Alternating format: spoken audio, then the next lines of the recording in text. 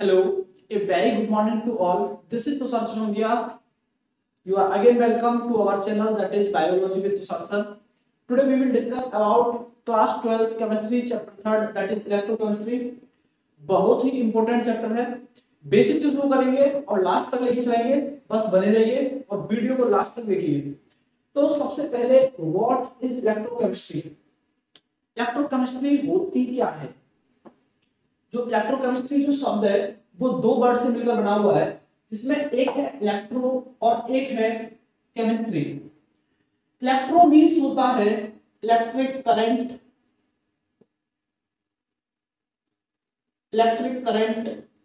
And chemistry means chemical reactions.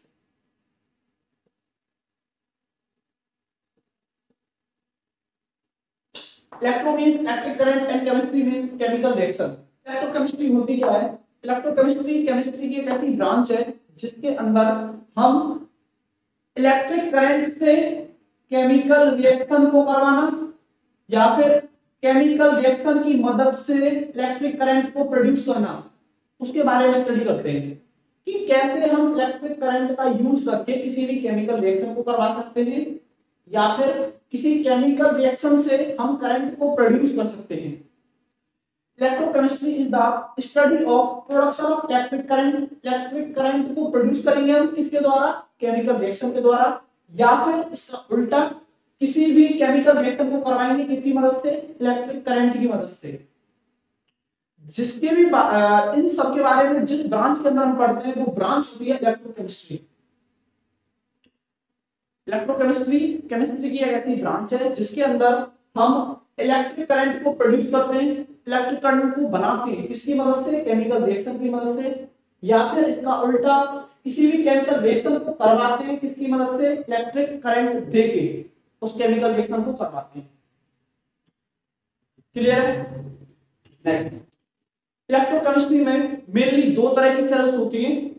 एक होती है हमारी इलेक्ट्रो केमिकल सेल,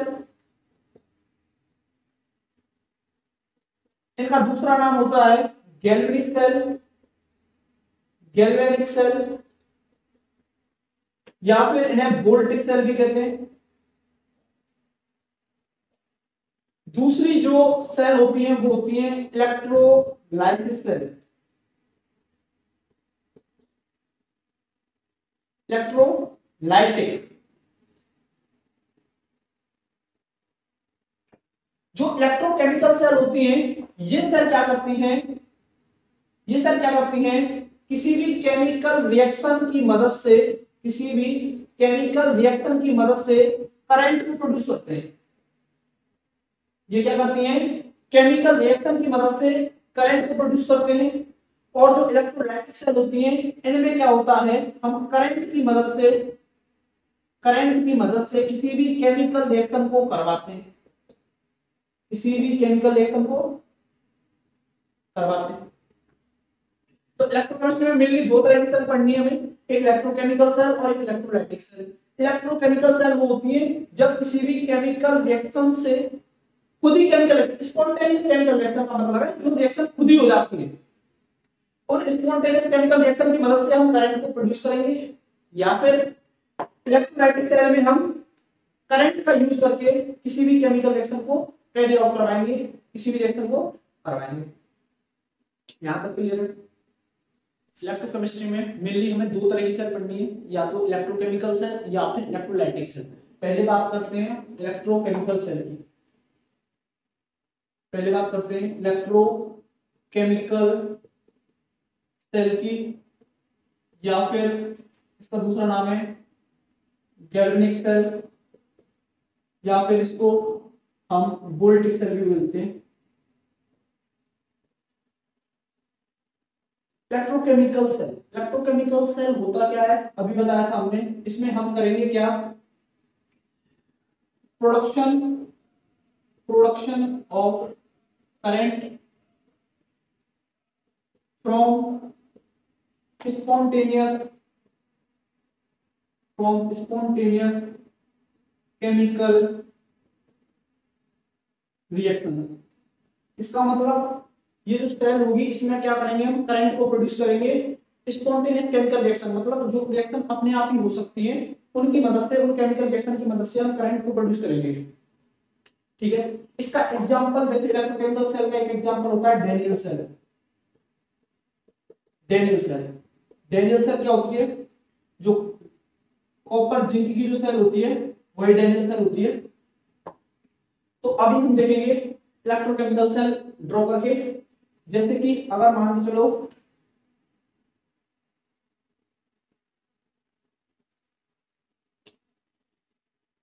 ये एक इसमें इलेक्ट्रोड है, ये इसके अंदर एक, ये मान के चलो जिंक की इलेक्ट्रोड है,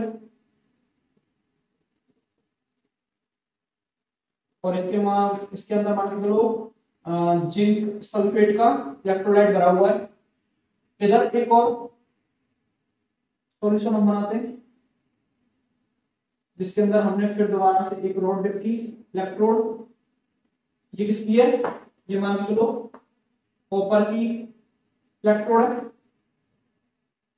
और इसके अंदर जो सॉल्यूशन है इलेक्ट्रोलाइट है वो भी कॉपर सल्फेट का सॉल्यूशन इसके अंदर है। इसको हमने कनेक्ट कर दिया एक वायर के द्वारा, यहाँ लगा दिया एमीटर ताकि जो करंट की रीडिंग दे सके। एमीटर करंट को मापने के लिए काम आता। होगा क्या इसमें, ये हमने इलेक्ट्रोलाइटिक सेल बनाई है, सॉरी ये हमने इलेक्ट्रोकेमिकल सेल बनाई है।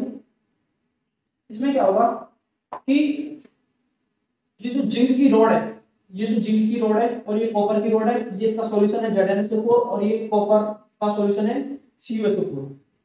इसमें होगा क्या, ये जो जिंक की रॉड है ये यहां से Zn2 पॉजिटिव में कन्वर्ट होगा। जो जिंक होगा, ये जो जिंक की रॉड होगी, ये जो जिंक की रॉड है ये अपने आप को कन्वर्ट करेगा Zn2 पॉजिटिव में और 2 इलेक्ट्रॉन अपने में से लॉस करेगा।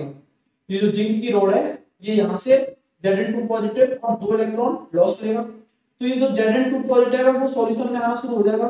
तो यहाँ पे Zn2 पॉजिटिव, Zn2 पॉजिटिव और इस जगह पे इलेक्ट्रॉन्स जमा हो जाएंगे। एक चीज और, इस जगह पे इलेक्ट्रॉन लॉस हो रहे हैं, जिंक इलेक्ट्रॉन लॉस कर रहा है और loss of electron is called oxidation. यहां पे हम लिख देते हैं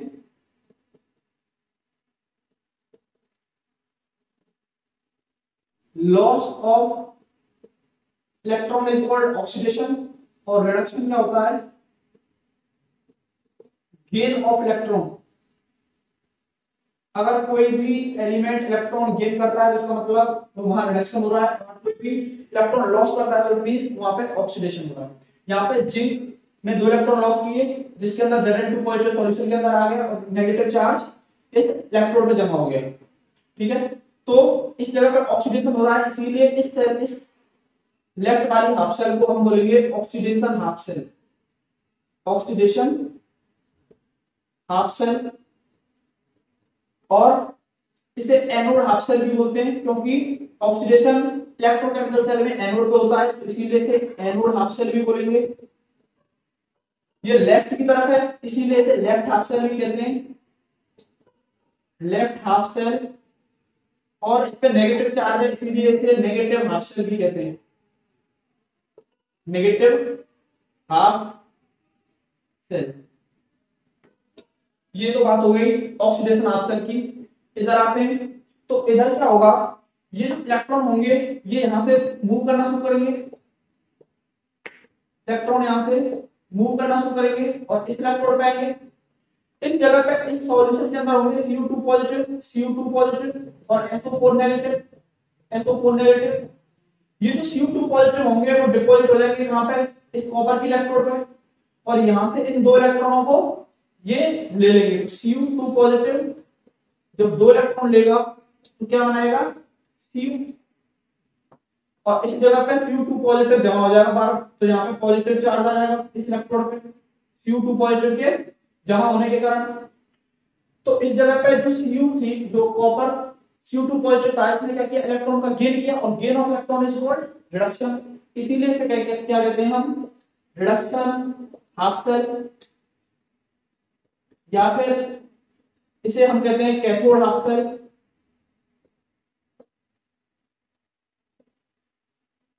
या फिर positive half cell, positive half cell, और इधर राइट हाफ सेल।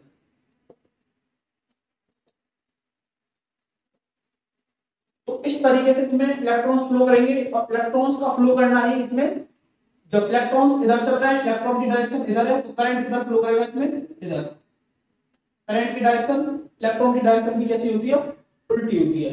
तो ये इलेक्ट्रोकेमिकल सेल बन चुकी है। इसमें एक दिक्कत आती है, दिक्कत क्या आती है कि जैसे जैसे टाइम बढ़ता जाएगा, जैसे जैसे टाइम बढ़ता जाएगा, तो ये जो इलेक्ट्रोकेमिकल सेल है, इसके अंदर यहाँ पे नेगेटिव चार्ज है और यहाँ पे पॉजिटिव चार्ज है, और यहाँ से इलेक्ट्रॉन जा रहे हैं नेगेटिव से पॉजिटिव की तरफ। दिक्कत ये आती है कि टाइम के साथ यहाँ पे Zn2 पॉजिटिव इस सॉल्यूशन के अंदर बढ़ता जाता है, Zn2 पॉजिटिव इस सॉल्यूशन के अंदर बढ़ता जाएगा, क्योंकि यहाँ से जिंक अपने आप को रिड्यूस करता जाएगा Zn2 पॉजिटिव में। और जब यहाँ से इसके अंदर पॉजिटिव चार्ज बढ़ जाता है, तो ये इलेक्ट्रॉन को क्या करता है, अपनी ओर अट्रैक्ट करता है। ये जो जिंक Zn2 पॉजिटिव है, ये क्या करेगा, इलेक्ट्रॉनों को अपनी तरफ अट्रैक्ट करेगा और इन्हें जाने नहीं देगा, इन्हें आगे की तरफ नहीं बढ़ने देगा। और अगर इलेक्ट्रॉन नहीं चलेंगे तो इसका मतलब करंट बंद हो जाएगा सेल के अंदर। ऐसे ही यहाँ पे क्या होता है, यहाँ पे Cu2 पॉजिटिव तो इसके अंदर जाता रहता है, और इस सॉल्यूशन के अंदर नेट नेगेटिव चार्ज बढ़ जाता है, क्योंकि जो पॉजिटिव चार्ज था वो तो इस पे जमा हो गया, तो सॉल्यूशन के अंदर ऐसे को नेगेटिव आयन बचेंगे, और यहाँ पे क्या होगा, नेगेटिव चार्ज बढ़ेगा। और नेगेटिव चार्ज जब बढ़ेगा तो यहाँ से आने वाले इलेक्ट्रॉनों को ये क्या करेंगे, रेपेल करेंगे, दूर भगाएंगे। तो जैसे जैसे टाइम बढ़ता जाता है, इसके अंदर पॉजिटिव चार्ज बढ़ जाता है, इसके अंदर नेगेटिव चार्ज बढ़ जाता है। जो पॉजिटिव चार्ज होता है वो इलेक्ट्रॉनों को अपनी ओर खींचता है, वो उन्हें आगे फ्लो नहीं करने देता। और इधर जो नेगेटिव चार्ज बढ़ेगा वो इलेक्ट्रॉनों को क्या करेगा, रेपेल करेगा, दूर भगाएगा। तो जैसे जैसे टाइम बढ़ता जाता है, इलेक्ट्रोकेमिकल सेल में ये दिक्कतें आना शुरू हो जाती है। इस प्रॉब्लम को दूर करने के लिए हम यूज करते हैं इसके अंदर सॉल्ट ब्रिज का। सॉल्ट ब्रिज क्या होता है, इसके अंदर हम ऐसे करके एक सॉल्ट ब्रिज का यूज करते हैं। ये सॉल्ट ब्रिज का यूज करते हैं। सॉल्ट ब्रिज के अंदर क्या होता है, KCl K2SO4, इसके अंदर होते हैं हमारे आयंस। ये आयंस क्या करते हैं, इधर से इधर कौन सा चार्ज ज्यादा था, नेट पॉजिटिव चार्ज ज्यादा था, और इसमें कौन सा चार्ज था, नेट नेगेटिव चार्ज ज्यादा था। तो यहां से K positive Cl negative, K2 positive और SO4 नेगेटिव, तो यहाँ पे नेगेटिव, यहाँ पे पॉजिटिव चार्ज ज्यादा है, तो यहाँ पे मूव करेगा Cl आयंस, और इधर मूव करेंगे K के आयंस, तो पोटेशियम आयंस और K पॉजिटिव आयंस, और इस जगह पे इसको न्यूट्रल कर देंगे। तो जो ये सॉल्ट ब्रिज होता है, ये क्या है, सॉल्ट ब्रिज। ये जो सॉल्ट ब्रिज होता है, इसका जो मेन काम होता है वो इसको ये क्या करता है, it maintains the neutrality of solution. Solution की न्यूट्रलिटी को मेंटेन कर रखता है। दूसरा, ये सर्किट जो अभी बंद होने वाला था, इस सर्किट को क्या करता है, कंप्लीट करता है। It completes the circuit. इस सर्किट को क्या करता है, कंप्लीट करता है। तो ये मेनली इलेक्ट्रोकेमिकल सेल थी, और इसमें जो दिक्कतें आती हैं वो हमने बता दी, और वो ठीक किसके द्वारा की जाती है, सॉल्ट ब्रिज के द्वारा किए जाते हैं। उसके अंदर इनर्ट इलेक्ट्रोलाइट होते हैं, KCl K2SO4, ये क्या होते हैं, इनर्ट इलेक्ट्रोलाइट होते हैं। और ये इनर्ट इलेक्ट्रोलाइट क्या करते हैं, इसके सॉल्यूशन की न्यूट्रलिटी को बना के रखते हैं, और इसके अंदर सर्किट को कंप्लीट करते हैं। और हमने देखा कि केमिकल रिएक्शन जो हो रही थी, जो भी केमिकल रिएक्शन यहाँ पे हो रही है, उनकी मदद से हमारा करंट प्रोड्यूस हो रहा है। तो केमिकल रिएक्शन की मदद से जब करंट प्रोड्यूस होता है, तो वो इलेक्ट्रोकेमिकल सेल या गैल्वेनिक सेल या फिर वोल्टिक सेल होती है। ठीक है, तो आई होप क्लियर हो गया होगा ये। आगे बढ़ते हैं। Next, what is cell representation.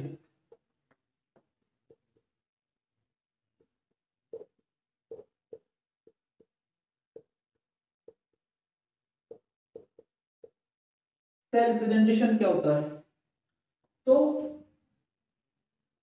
Cell representation mainly जैसे कि और एक मेटल था, इस मेटल ने क्या किया, n नंबर के आयन क्या किए, लॉस किए, Mn पॉजिटिव, इसके बीच में हम लगाते हैं सोल्ट ब्रेस का साइन, सोल्ट ब्रेस, और इधर ये दूसरा मेटल था Mn पॉजिटिव, N पॉजिटिव, इसने ये इलेक्ट्रॉन लिए और क्या बनाया, N। जैसे कि एग्जांपल के थ्रू समझते हैं, जैसे कि यहाँ पे क्रोमियम था, क्रोमियम ने Cr3 पॉजिटिव में कन्वर्ट हुआ, ठीक है, और यहाँ पे था हमारा Pb2 पॉजिटिव और ये बन गया Pb। तो इसका सेल रिप्रेजेंटेशन अगर तुम्हें करना हो तो कैसे होगा, हम जानते हैं, अच्छा ये कैसे होंगे, ये होगा तुम्हारा सॉलिड स्टेट में, ये एक्वस में, ये एक्वस में, और फिर ये सॉलिड में, ये भी तुम्हारा सॉलिड, एक्वस, एक्वस और सॉलिड। इसका अगर तुम्हें सेल रिप्रेजेंटेशन करना हो तो कैसे करेंगे, Cr से Cr3 पॉजिटिव बना, तो इट मींस इसने 3 इलेक्ट्रॉन लॉस किए होंगे, तो Cr से Cr 3 positive plus 3 electron loss, ये क्या हुआ यहाँ पे, oxidation, loss of electron is called oxidation, ये ऑक्सीडेशन हाफ सेल है, ये रिडक्शन हाफ सेल है। तो Pb2 पॉजिटिव ने क्या किए, 2 इलेक्ट्रॉन लॉस किए होंगे तो क्या बनाया होगा, सॉरी 2 इलेक्ट्रॉन गेन किए होंगे तो क्या बनाया होगा, Pb। अब हम इसका क्या करना है, सेल रिप्रेजेंटेशन। सेल रिप्रेजेंटेशन के लिए सबसे मेन जो चीज है वो ये है कि इसके इलेक्ट्रॉन्स कैंसल आउट होने चाहिए, ऑक्सीडेशन के, ऑक्सीडेशन हाफ सेल के और रिडक्शन हाफ सेल के। तो इधर मैं कर दूं 2 से मल्टीप्लाई, इधर 3 से, तो 2Cr3 और ये हो जाएंगे 6 इलेक्ट्रॉन। यहाँ पे अगर मैं 3 से मल्टीप्लाई करता हूं तो 3 और 3 टू 6 इलेक्ट्रॉन, और इधर 3 Pb, और ये 6 इलेक्ट्रॉन से 6 इलेक्ट्रॉन कैंसल, इधर क्या आएगा 2Cr plus 3 Pb2 positive, it gives 2Cr3 positive plus 3 Pb। ऐसे तुम किसी का भी सेल रिप्रेजेंटेशन कर सकते हो। मेन चीज ये है, electrons should be cancel out between the oxidation half cell and reduction half cell.